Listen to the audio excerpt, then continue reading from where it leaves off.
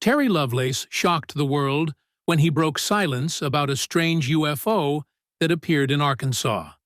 This is a little bit hard to verbalize, but it was more of a vibe. There was a vibe to it that was just spooky.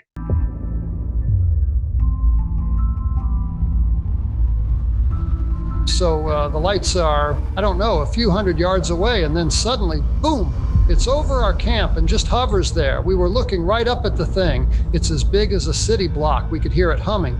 Now, you'd think we'd start to panic, but I distinctly recall that while it floated over our campsite, I felt this feeling of calm wash over me. It was a feeling that I'd say was very close to sedation. I don't know how else to describe it. I felt absolutely at ease, just peaceful, calm.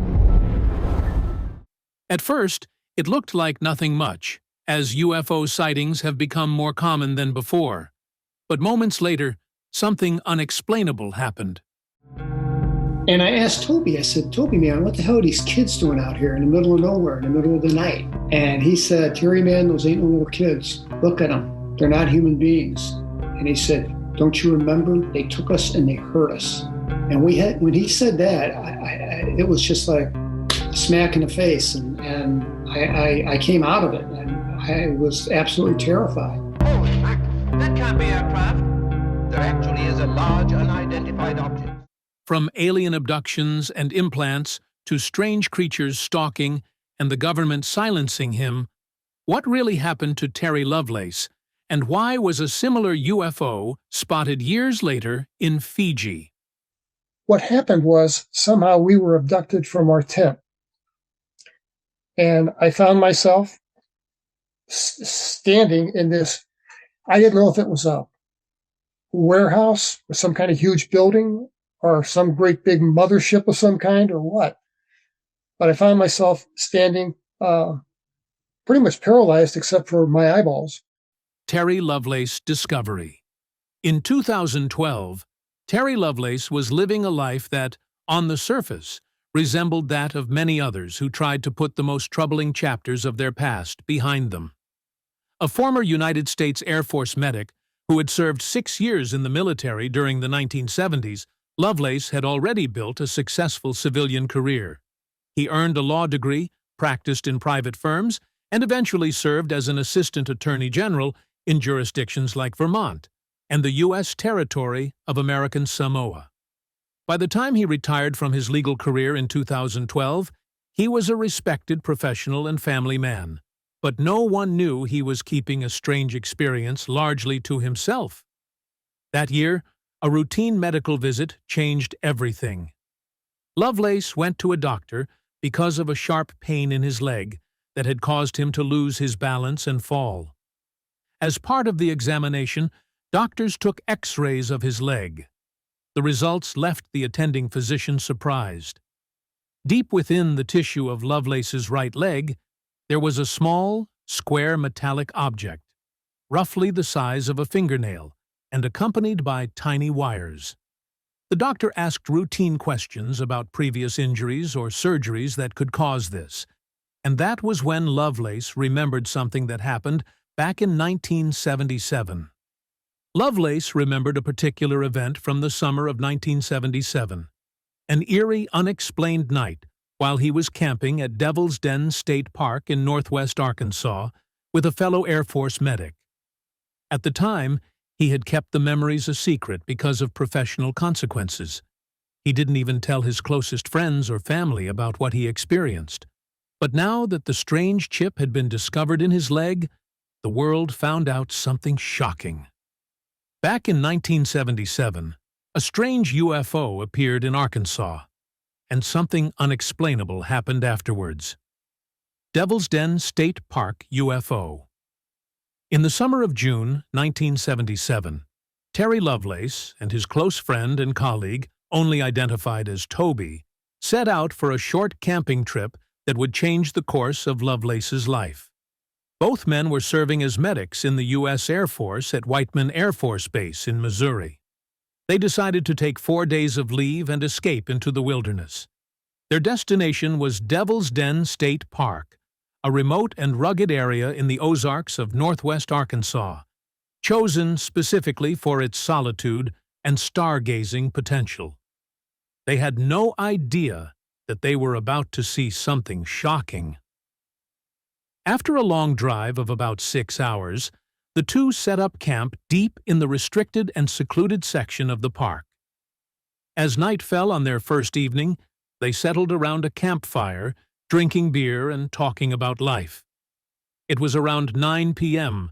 when Toby suddenly hushed Terry, saying that he could hear something out there. Instead of the usual night chorus of crickets, frogs, and wind through the trees, there was nothing at all. The silence was soon broken, but by light. Terry and Toby noticed 3 faint lights in the sky, initially distant but slowly growing brighter and closer. These lights were moving with an eerie precision, maintaining formation and rotating around an axis as they accelerated. That was when Terry saw 3 separate points of lights combine into a single, enormous triangular hovering directly over their campsite. He described the object as being as big as a city block. It had an immense, silent presence that cast a distinct humming vibration through the air. Then, without warning, a bright white beam shot downward from the craft, illuminating the clearing with daylight-like intensity. Moments later, a thin blue laser swept across their campsite in a systematic scan before disappearing into the night. But then, you won't believe what happened to Terry Lovelorn right after he saw this strange UFO right before his eyes. Alien abduction. In a moment, Lovelace realized that he was no longer in his tent. He suddenly found himself completely naked, lying on a cold rubber-like floor with his clothes bundled neatly on his chest. Around him was a vast, stadium-like interior, far larger than the craft he and his friend had seen hovering above the campsite. Immediately, Lovelace realized something was terribly wrong. His body was completely paralyzed. Though his mind was alert, he could not move or speak, and it seemed like he was trapped within his own body. The air was tinged with a chemical odor that burned his throat, and there was a deep, low hum filling the space. As his eyes adjusted to the light, he saw other people in the same immobile state. There were men, women, and even children, all frozen in place, and their eyes were wide with panic, while others had resigned to their fate. To make things worse, there were strange beings moving throughout the space. Some were small, gray-skinned entities with large black eyes and slender limbs, with quick and mechanical movements. Others looked more human, and they were wearing beige uniforms with orange rank insignias. Then came the most unsettling moment of it all. Right before Lovelace's eyes, he saw a tall, pink-skinned being, about 6 feet in height, locking eyes with him. He felt an overwhelming sensation of mental intrusion, as if the strange being was accessing his thoughts, memories, and innermost secrets without any barrier. This made him feel violated and exposed, as if every corner of his mind was being scanned. This psychic interaction left Lovelace feeling thoroughly exposed, as though every secret and memory was accessible to this strange creature. The experience was so vivid and invasive that he later referred to it as one of the most violating aspects of the encounter. Soon afterward, several of the gray beings approached Lovelace and lifted him from the floor, carrying him down a sterile corridor flanked by glass tanks and aquariums filled with odd life forms. Some of these life forms were familiar, and others were alien. In one of these tanks, Lovelace remembered seeing pink water and what first looked like a newborn puppy. But when the creature opened its eyes, there was something different and unsettling. Eventually, he was taken into a stark, dome-shaped medical examination room. The environment was dominated by shades of white, gray, and stainless steel, and at the center there was a medical table. The table was warm, but Lovelace eventually realized that it wasn't warm for his comfort, but it came from the bodies of previous subjects. As two new beings entered, Lovelace became even more terrified. These were two tall, mantis-like entities, roughly 9 feet in height, with elongated bodies and triangular features that resembled insectoid life forms. As the mantis figures carried out invasive procedures on them, he also experienced telepathic communication from one of the mantis entities, urging him to stop screaming. According to him, they had actually said, "You know we don't hurt you. You know we take you back." This chilling contact was something that Lovelace could never forget. Lovelace later claimed to remember something even more tangible, which was the placement of a foreign object deep in his leg. It was only decades later, when a 2012 X-ray revealed a mysterious square object embedded in his right leg, roughly the size of a fingernail and accompanied by tiny wires. This was when he realized the reality of the abduction, and that the aliens had actually put something strange in his leg. Eventually, they stopped the procedures on his body, and the mantis signaled with a tap to the forehead. Lovelace's consciousness faded into blackness, and before he knew it, he found himself near his campsite. He was alone, but he didn't land exactly where he was before the aliens had abducted him. Lovelace's first clear awareness after the abduction was outside their tent at Devil's Den State Park, in the early hours of the morning.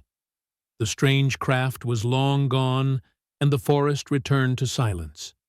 Both he and his friend, Toby, were confused, disoriented, and physically suffering.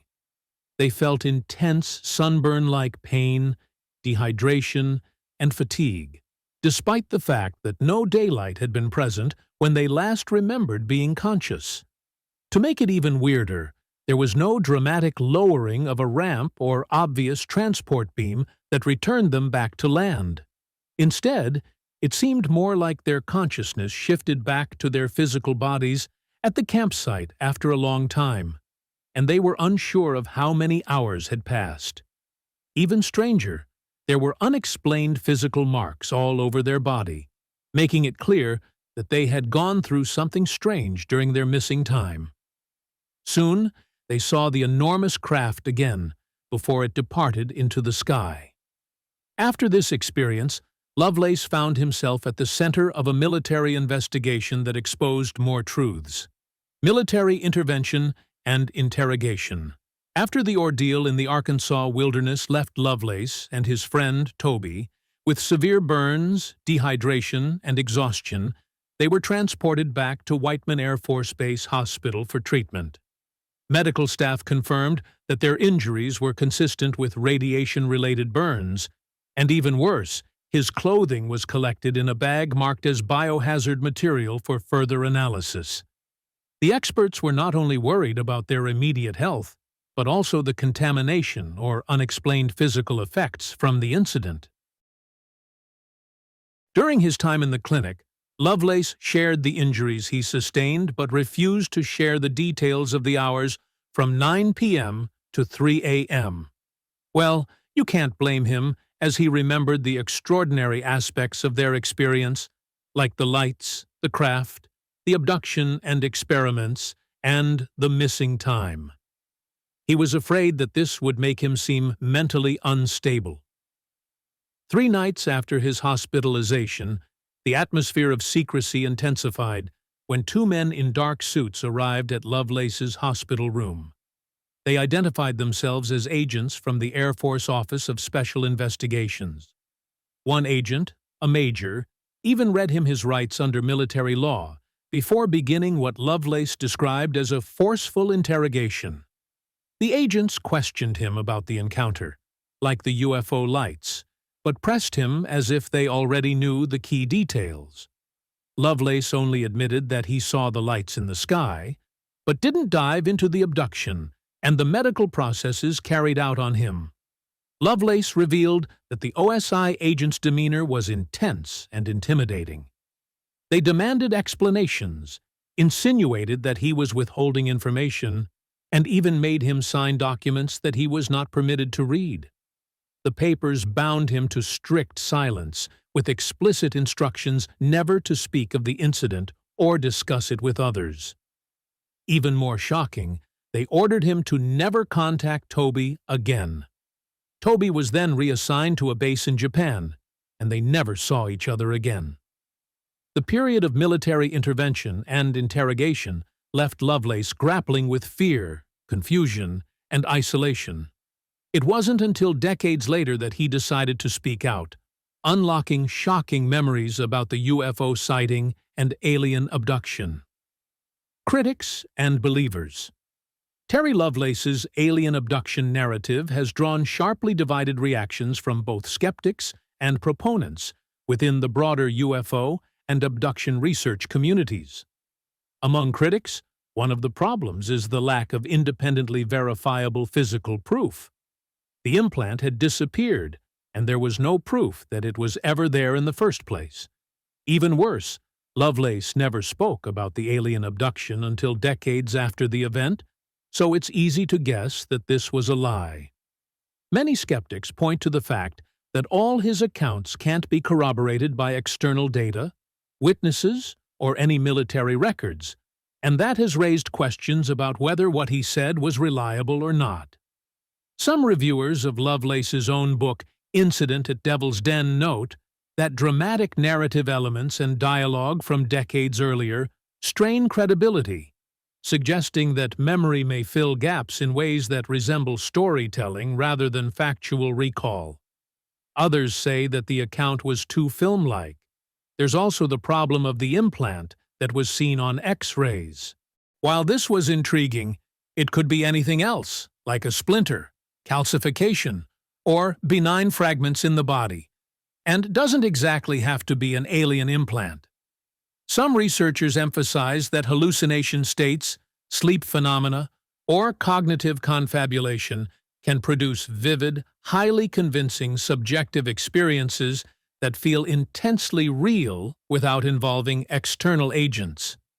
On the other hand, ufologists and experienced researchers point to Lovelace's account as unusually compelling. His professional background as an Air Force medic and later as an attorney lends his story a degree of credibility that's unusual in abduction literature. What's more, former MUFON experts and investigators say that when you combine the consistent memories, medical anomalies, and the decades of reluctance to make his experience public, it's clear that his account was actually true. Proponents have also highlighted that physical evidence, namely the mysterious metallic object found in his leg, is atypical for abduction accounts and invites further scientific scrutiny, though this evidence remains contested and unexplained within mainstream science. Even with all sides pulling and pushing, the problem is that Lovelace never recovered from the situation. It had a deep and lasting psychological impact that is quite similar to post-traumatic stress disorder. As scientists look into this, another UFO sighting is causing a widespread buzz ever since it was spotted back in 2017. UFO in Fiji.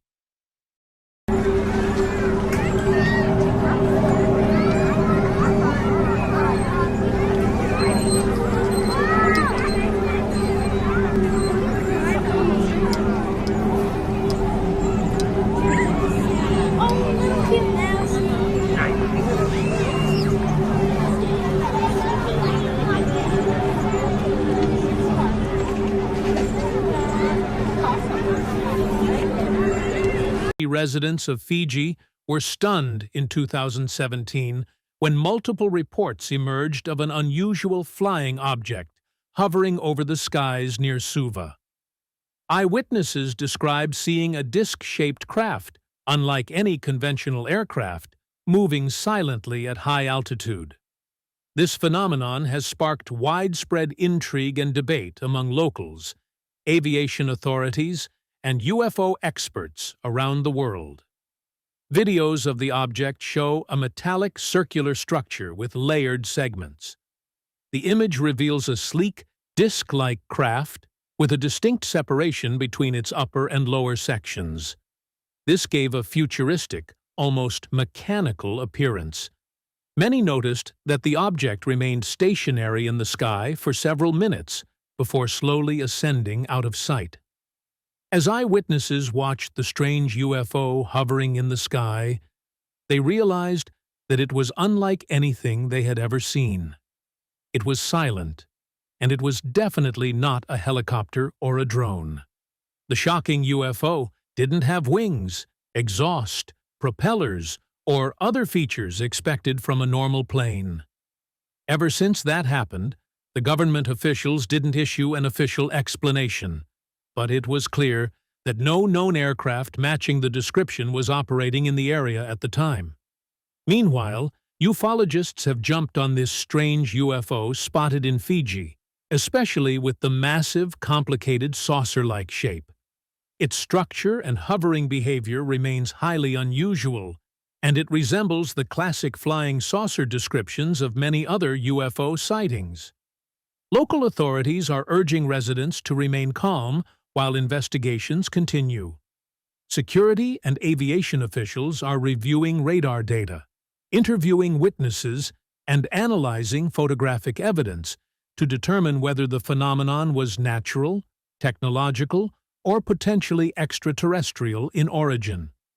This incident is the latest in the many unexplained UFOs that have emerged recently, and has caused many to wonder, what is really happening in our skies? Ever since Terry Lovelace spotted a shocking UFO back in 1977, he decided to keep it a secret until decades later. But soon after this, another UFO was spotted in Fiji, raising questions about his experience. Do you think he was really abducted by aliens? Or is there something else at play? Let us know your thoughts in the comments. So, thanks for watching this video, and we will see you in the next one.